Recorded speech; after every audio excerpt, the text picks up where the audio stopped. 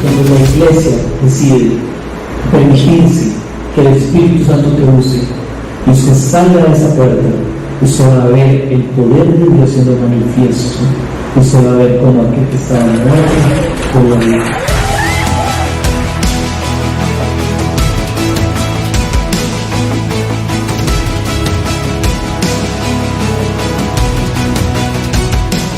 Bueno, hermanos, como saben, estamos en una serie que se llama Atacando la Raíz. ¿Recuerda? Atacando la raíz, los problemas del corazón, o los pecados del corazón, perdón. Hoy me toca compartir con ustedes acerca de un tema que es cuidado y no tal vez el de los pecados más graves o más peligrosos que hay en la Biblia. Y es la falta de perdón. El mensaje de hoy se llama Falta de perdón, la amargura y la ira. Y la palabra de Dios está llena de esto. Llena. Hay infinidad de textos para esto. Le contaba a mi esposa que la última semana casi que pasé quitándole porque tenía páginas y páginas y páginas de esto. Quiero comenzar con un versículo que es clave, hermanos. Vayan a Efesios 4, 31, 32. Dice: quítense de vosotros toda amargura, enojo, ira, gritos, maledicencia y toda malicia. Más bien, y usted va a encontrar que en su Biblia probablemente dice antes o para ello. Entonces, quítese todo esto, más bien cambie esto por esto. Sed benignos los unos con los otros, misericordiosos. ¿Y cómo soy benigno los unos con los otros y misericordiosos? Perdonados los unos a los otros, como Dios os perdonó a vosotros en Cristo. Entonces quiero comenzar diciéndole algo. La falta de perdón genera como consecuencia, de ahí viene la amargura y la ira y muchas cosas en la vida de nosotros. Usted quiere ver a alguien amargado, lleno de ira, sepa que ahí adentro va a tener falta de perdón, hermanos. Y por eso es uno de los pecados ocultos y visibles más graves. Le voy a explicar por qué. ¿Sabe por qué? Porque la falta de perdón va en contra del carácter de Dios. Va en contra de lo que Dios es y el mandamiento de Dios de amarnos los unos a los otros. Dios es un Dios de amor y es un Dios de misericordia y de perdón. Y cuando uno no perdona, uno está yendo en contra de cómo Dios es. La falta de perdón va en contra del Evangelio de Cristo, hermanos. ¿Qué es el Evangelio? La esencia misma del Evangelio es el perdón. Usted puede igualar Evangelio con perdón. Jesús vino ¿a qué? A que usted y yo por medio de Él fuéramos perdonados.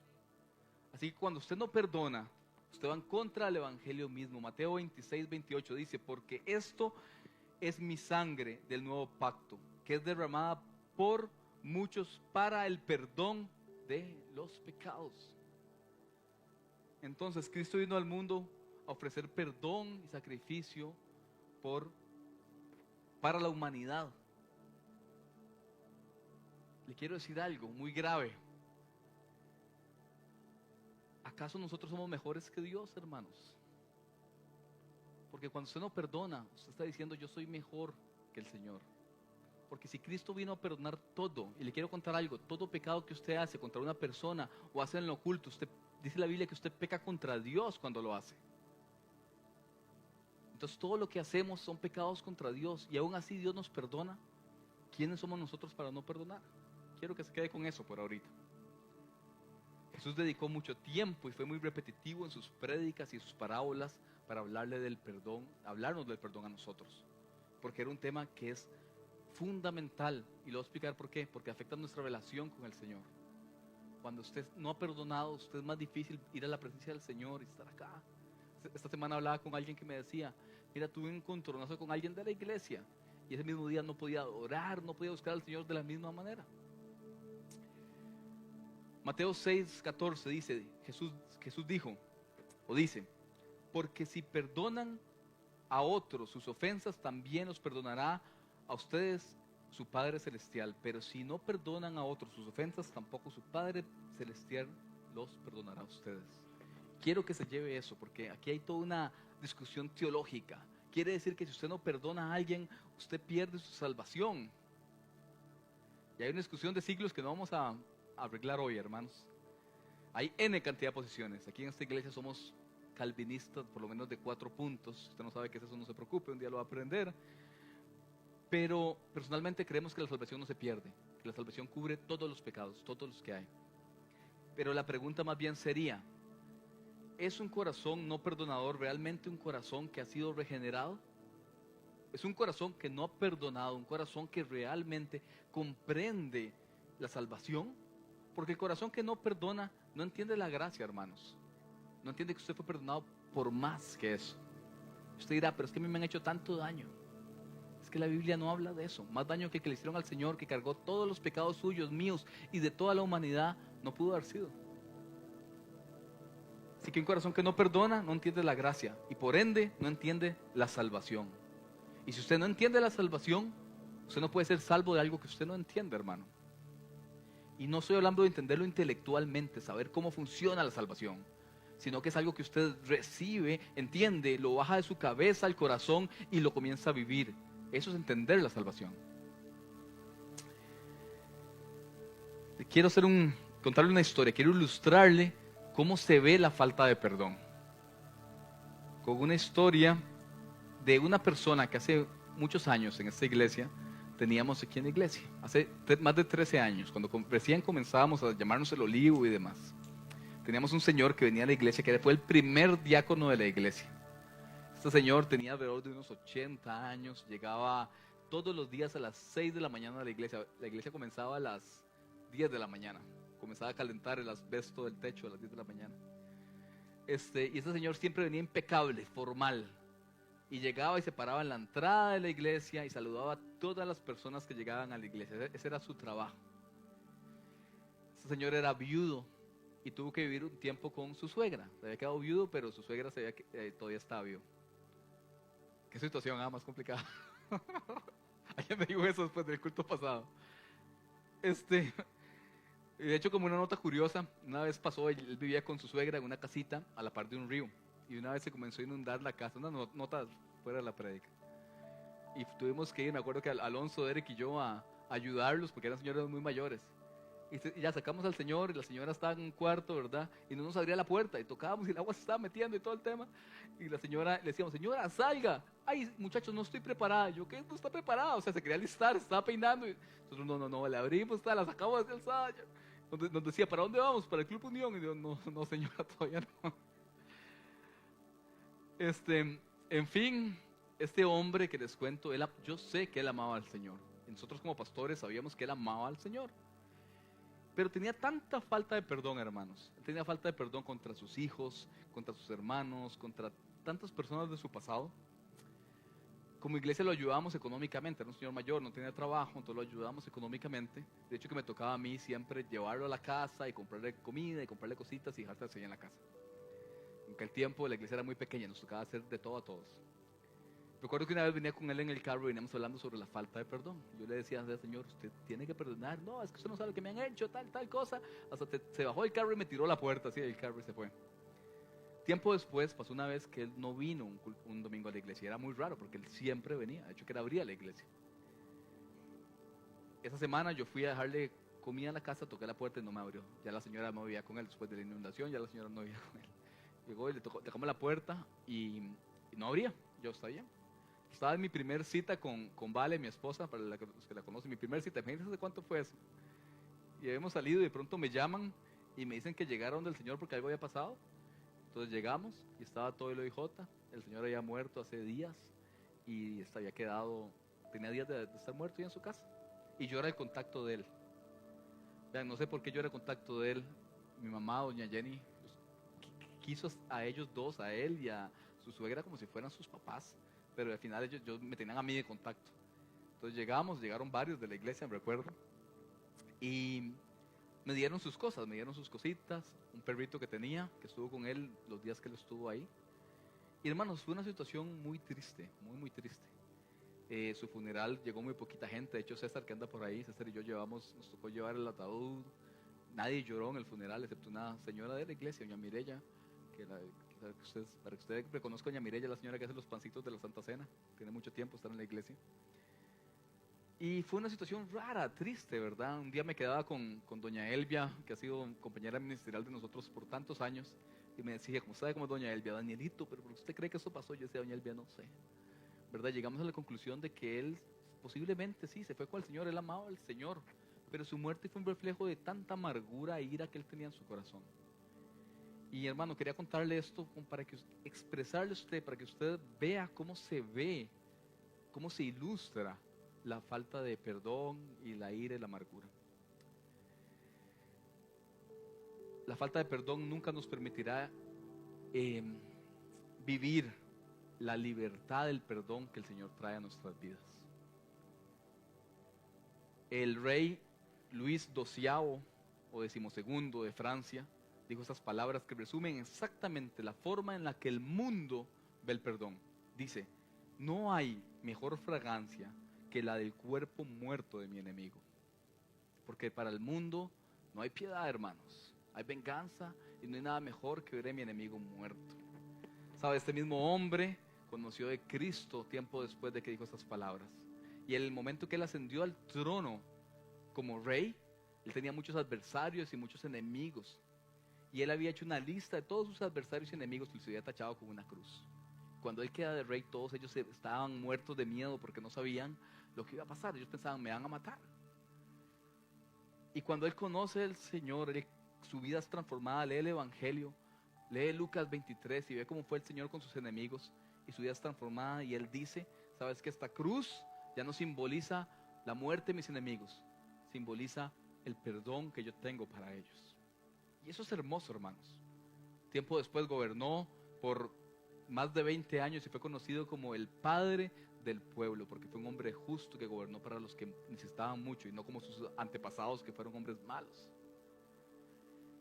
Con eso le quiero contar algo, hermanos. Hablamos de cómo se ve la falta de perdón.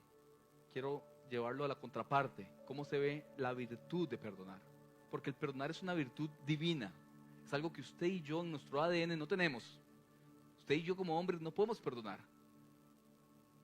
Porque así fuimos diseñados, hermanos. Porque nuestra naturaleza caída de pecado nos hace pensar de que somos lo más importante y cualquiera que me hace malo solo tengo venganza para ellos. Pero el día que usted conoce al Señor, su vida es transformada. Tu naturaleza ya no es tu naturaleza, es la naturaleza del Señor en ti. Y el Señor es grande en misericordia y lento para la ira, hermanos. Y Él perdona y perdona infinitamente. Dice Proverbios 19:11. ¿Sabe? La honra, hablando del hombre, la honra es pasar por alto las ofensas. Para el mundo el perdonar es una debilidad, hermanos. Pero para Dios es la honra más grande. Porque para Dios es honroso que usted deje pasar que la gente lo ofenda. Y que usted perdone, que usted deje atrás. ¿Sabe por qué? ¿Sabe por qué Dios honra eso? Porque por un instante, por un momento pequeñito en nuestras vidas, podemos hacer algo donde somos muy parecidos a Dios. ¿Está conmigo? Cuando usted perdona, usted en medio de nuestros pecados y errores y todo lo malo que hacemos, somos un poquito como Dios. Porque Dios es un Dios perdonador, hermanos. Por eso cuesta tanto perdonar. Porque el enemigo no quiere que perdonemos. Colosenses 3:13 dice, soportándonos los unos a los otros y perdonándonos los unos a los otros. Si alguno tuviese queja contra otro, de la manera que Cristo os perdonó, así también hacedlo vosotros. Si alguno tiene queja contra su hermano, como Cristo te perdonó a vos, así perdónalo. No desfile su enojo. Hay gente que desfila su enojo y su amargura y quiere que todos vean que estoy muy enojado y porque nadie me hace esto a mí. Y demuestran su enojo con orgullo y lo demuestran frente a las personas que más aman para que vean qué duro que soy o qué dura que soy, porque a mí nadie me hace esto. Y lo vemos como orgullo, ¿sabe? No hay gloria en eso, ni honra. Debe ser vergonzoso para nosotros. De lo contrario, orgullo debe ser para nosotros el perdonar, el parecernos a Cristo. El hecho de que podamos decirle al mundo que ya mi carne no me domina como antes. Ya no soy rencoroso, sino que dejo pasar como el Señor deja pasar. Porque la Biblia dice que todo lo que usted hizo hoy, el Señor lo tiró al fondo del mar y no se acordará más de ello. ¿No es hermoso eso, hermanos? Todos admiramos la historia de José. Si usted no la sabe, no en la iglesia no importa, se lo voy a resumir, pero admiramos la historia de José. De hecho que en mi casa José está de moda, les quiero contar. Mis bebés, José está de moda. A Lucas le encanta la historia de José. Entonces todos los días jugamos de que yo soy José. Estoy durmiendo en la cama como a las 5 de la mañana y llegan los dos y me comienzan a empujar porque uno es Simeón y el otro es Judá o cualquiera de los hermanos de José o Rubén. O Rubén no lo empujó bíblicamente. Y me empujan así y me empujan hasta que me botan. Entonces José cae al pozo, ¿verdad? Ese es el juego de todas las mañanas. Entonces José está de moda. ¿Sabe? José fue un hombre que sus hermanos, los que estaban ahí para protegerlo y amarlo, lo agarran y lo venden como esclavo. Y José es vendido y pasa al peor infierno y está en la cárcel y es traicionado y le pasa todo lo malo y pasan los años. Él no se puede despedir de su papá que tanto amaba ni de su hermano y José le pasa todo lo malo que usted puede imaginar. Usted lo puede leer en Génesis. Y la cosa es que José llega un día donde, recuerdan la historia, el faraón tiene un sueño, José le interpreta el sueño, el faraón ve a José como un gran hombre, tiene misericordia de él, lo pone de segundo en Egipto. Y José pasa 7 años donde él trabaja y trabaja porque Dios le había dicho al faraón que vendrían 7 años de riqueza y 7 años después, 7 vacas flacas, 7 años difíciles, ¿verdad? Entonces José trabaja y José se encarga de guardar todo el alimento. Y cuando vienen los 7 años difíciles, aparecen los hermanos de José que venían a Egipto a comprar. Ellos no sabían que José estaba vivo, pensaban que estaba muerto.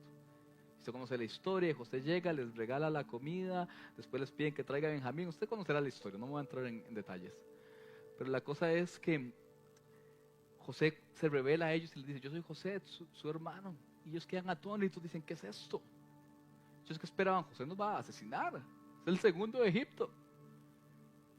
Y José les dice esas palabras, les dice, ahora pues no se entristezcan, no se entristes, ni os pese el haberme vendido acá, porque para preservación de vida me envió Dios delante de vosotros. Y José dice, ¿sabes? José los perdona y les dice, no se pongan tristes, porque entiendo que todo lo que viví, Dios lo hizo con un propósito.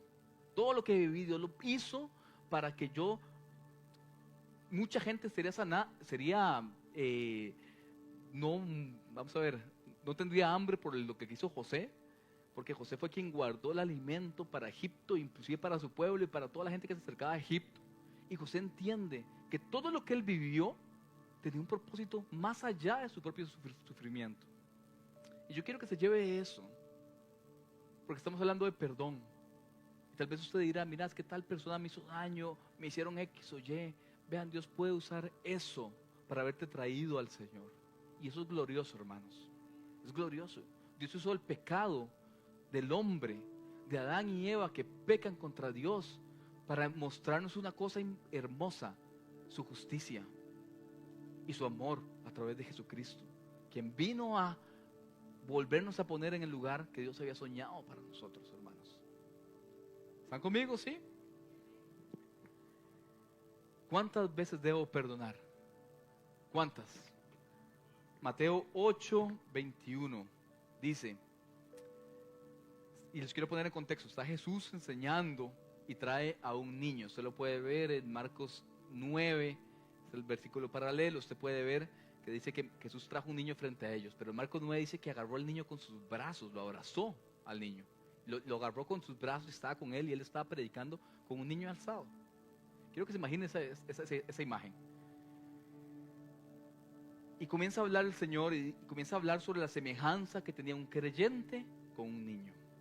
Primero comienza diciendo que debemos entrar al reino de los cielos como niños, y sigue diciendo que debemos ser protegidos como niños pequeños y cuidados como niños pequeños, y debemos ser disciplinados como niños y debemos ser perdonados como niños. Y entra Pedro, y Pedro entra en la cena y dice, se acerca y le pregunta al Señor: Señor, ¿cuántas veces debemos perdonar a alguien que peca contra mí? ¿Cuántas veces debemos perdonar a alguien que me ha hecho algo malo? Y malo engloba cualquier cosa, hermanos. Y Pedro responde, 7 veces. Le quiero ponerlo en contexto. ¿Por qué Pedro dice estas 7 veces? ¿Por qué dice ese número? No fue que a Pedro se le ocurrió decir 7 veces, sino que la tradición judía, que se basa en el libro de Amós, dice que debemos perdonar 7 veces porque Dios perdonaba 7 veces. Le voy a leer Amós 1:6. Dice, por 3 pecados de Gaza y por el cuarto no revocaré mi castigo. Por 3 pecados de Tiro y por el cuarto no revocaré mi castigo. Y así sigue con Edom, y así sigue con Amón, y así sigue. ¿Por qué? Entonces los judíos agarran ese texto y lo malinterpretan. Y ellos dicen, ok, si Dios solo perdona 3 veces, como somos menos que Dios, no podemos perdonar más de 3 veces. Pero Pedro conocía lo radical que era su Señor. Pedro sabía que Jesús era un hombre radical, que Él venía a cambiar todo. Que cuando hablaban de pecado, Jesús decía, ok, no se trata solo de pecar, hermanos. Si usted peca en su mente, está pecando igual que el que lo hace en lo físico. O sea, Jesús vino a poner todo el estándar todavía más alto, hermanos. Y Él sabía que el Señor también era un hombre generoso. Era un hombre generoso. Era un hombre que estaba para la gente. Era un hombre del pueblo. Así que Pedro llega con su propuesta y dice, bueno, está bien. Si la tradición dice que son 3 veces, yo lo voy a multiplicar por 2 y le voy a sumar una más, para que el Señor vea qué bueno que soy. Y Pedro esperaba una felicitación de Jesús, que Jesús dijera, bueno, Pedro, ¿cómo has cambiado? Qué generoso que eres ahora.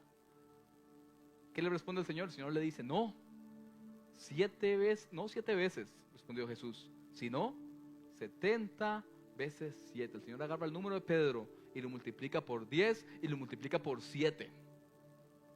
¿Sabe? Jesús no está diciendo hay que perdonar 490 veces. No está diciendo eso, hermanos. No es que usted lleve un récord y dice, ok, ya la 491, ahora sí ya no te perdono. Eso no es lo que el Señor dice. El Señor nada más hace una hipérbole de lo que Pedro respondió. Y Jesús agarra el texto de Pedro, lo multiplica para ampliarle, para que entendamos que el pecado es, que el perdón es infinito. Infinito, no hay veces. Y que Dios nos perdona de forma infinita, hermanos, porque así es su perdón. ¿Sabe? Para mi vida no hubiera alcanzado 490 veces. Yo ya estaría en bonus ante Dios, no sé usted, pero ya se me acabaron las 490 y aún estoy aquí. No me han asesinado, el Señor no ha acabado conmigo de un rayo, hermano. Igual para usted. Y Jesús no se quedó solo en palabras, sino que tiempo muy corto después fue crucificado y Él perdonó a aquellos que lo estaban matando. Quiero que se piense un momento en esta imagen. Está el Señor ensangrentado, lleno de sangre, sus brazos posiblemente lleno de moscas, de suciedad. Su espalda, la carne de su espalda fue molida, hermanos, con los latigazos que le dieron. Fue humillado, insultado, tenía sed, tenía hambre, estaba desnudo. Mientras la gente lo insultaba y le decía cosas, hermano. Yo quiero que se lleve esa imagen por un momento. Y en esa situación, siendo un hombre inocente, dice, Padre, perdónalos, porque no saben lo que hacen. Lucas 23:34. Si Cristo, siendo perfecto, perdonó, ¿quiénes somos nosotros para no perdonar, hermanos? ¿Quiénes somos? No somos nada. Y usted dirá, bueno, está bien, pero Jesús es Dios, yo no puedo ser como Dios. Es cierto, pero le quiero contar de un hombre que tiempo muy corto después, Hechos 7, ese hombre, cuando la iglesia primitiva comenzó, era un hombre joven, comienza la persecución y él es encarcelado por el único crimen, que era predicar y no negar su fe en Jesucristo. Ese hombre se llamaba Esteban. Esteban es encarcelado y condenado a muerte. ¿Sabe qué hace con su último tiempo? Él sabía que iba a morir. Él comienza a predicarle a aquellos que lo iban a matar, hermanos. Es una prédica majestuosa, comienza con Abraham y termina con Jesús para que esos hombres conocieran, tuvieran la oportunidad de conocer, sabiendo que él iba a morir a manos de ellos. Dice la Biblia que ellos rechinaban los dientes de las ganas que tenían de acabar con Esteban.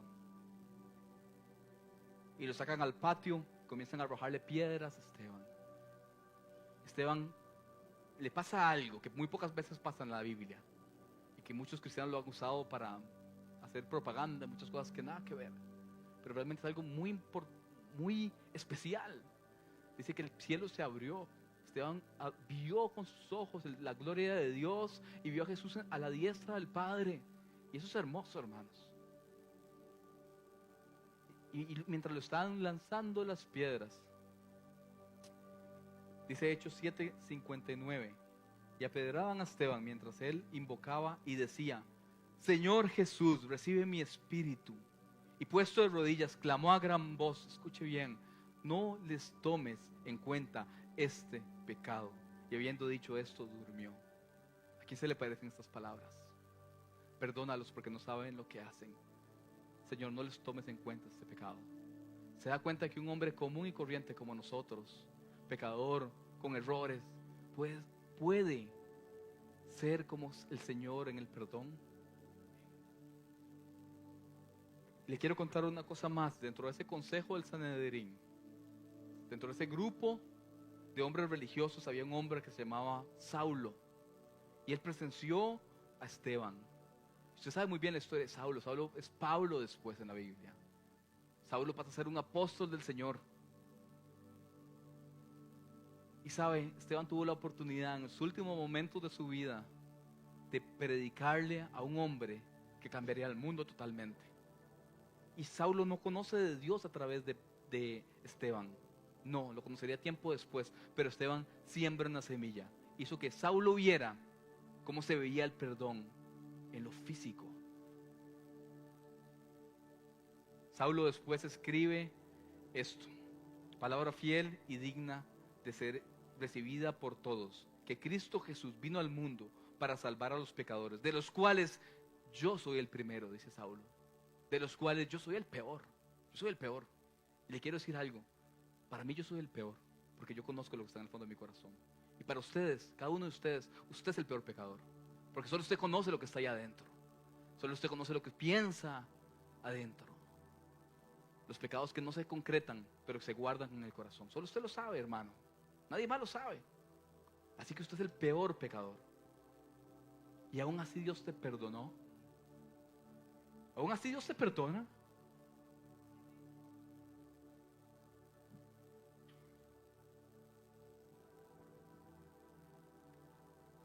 Si Dios lo perdonó, sabiendo todo lo que eres, lo que piensas, ¿cómo no vamos a perdonar a los demás, hermano? Quiero terminar con este versículo, Mateo 5, 23 y 24, el Sermón del Monte. Para muchos teólogos, las palabras más importantes de Jesús, de su ministerio. Y Jesús dice: por tanto, si traéis tu ofrenda al altar y allí te encuentras de que tu hermano tiene algo contra ti, deja tu ofrenda delante del altar y anda, reconcíliate primero con tu hermano. Entonces ve y presenta tu ofrenda. ¿Sabes qué dice el Señor? Usted no lo va a escuchar esto en muchas iglesias. Si usted viene a la casa del Señor y trae algo para el Señor, una ofrenda de oración, trae dinero, trae lo que sea, déjelo si no está arreglado con su hermano. Déjelo. Y hoy en día se los digo, déjelo. Si usted trae algo para dar hoy, no lo dé. ¿Sabe? No lo dé. Reconcíliese primero con su hermano, porque tenemos que comenzar a ver la palabra del Señor como dice la Biblia y no como queremos interpretarla nosotros. Con Dios no se negocia y el Señor nos mandó a perdonar, hermanos. Así que vamos a tener alabanza, vamos a tener un tiempo donde vamos a ministrar al Señor y vamos a pedir perdón. Si se lo estaba preguntando, vamos a orar y vamos a pedir perdón, hermanos. Y vamos a perdonar a aquellas personas que nos han herido. Y si después de eso usted lo hizo, venga y déle al Señor. Y si no lo hizo, no se preocupe. No se preocupe. Eso es entre usted y el Señor. Pero si les digo, yo creo que una persona que conoce a Cristo no puede no tener falta de perdón. No puede, no se puede. Es incompatible porque Dios es un Dios de perdón. Tu Señor Jesucristo es un Señor de misericordia y perdón. ¿Ha escuchado perdone para ser liberado? ¿Ha escuchado eso? Perdone porque así usted va a ser liberado. Es bíblico y es cierto. Pero yo no le digo esto, hermano. Perdone porque es lo que la Biblia manda. Perdone porque es lo que Jesús hizo por usted. Perdone aunque no lo sienta, hermano. Aunque no lo sienta. En los años que hemos estado acá hemos visto de todo. Yo sé que usted puede decir, mira, es que usted no sabe lo que me han hecho a mí. No, pero sé lo que le hicieron a Cristo y que Jesús te perdonó a ti. Así que no es suficiente. ¿Sabe qué? No hay límite para tu perdón.